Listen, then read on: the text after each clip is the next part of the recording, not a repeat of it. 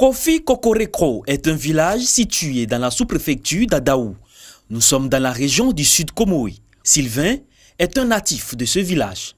Pour lui, s'approvisionner en eau potable à travers cette pompe à motricité humaine est une corvée. C'est bien d'avoir de l'eau, mais venir pomper là, c'est fatigant. Les femmes angoissées, les enfants, en tout cas, mal le corps partout. En quittant au champ, venir pomper l'eau pour avoir même un seau d'eau, même pour voir, vraiment c'est fatigant.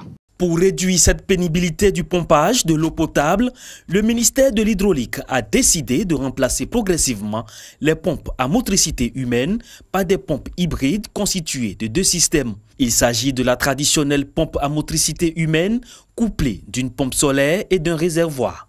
Après la phase expérimentale, ce nouveau système d'alimentation en eau potable est livré aux populations de ce village.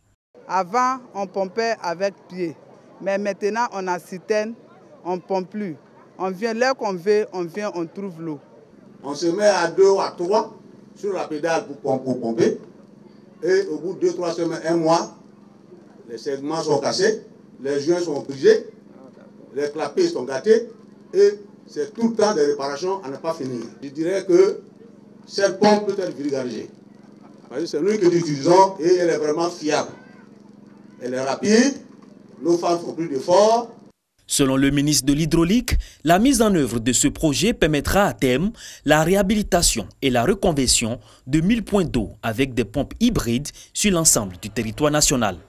Pour que les populations aient de l'eau de manière permanente en milieu rural, il faut régler le problème de la maintenance des pompes et il faut régler le problème de la pénibilité des femmes et il faut régler le problème de la contribution des populations à la maintenance de ces pompes-là. Il n'y aura plus de pénibilité pour les femmes, les jeunes filles ne seront plus à la corvée de l'eau, elles vont aller à l'école.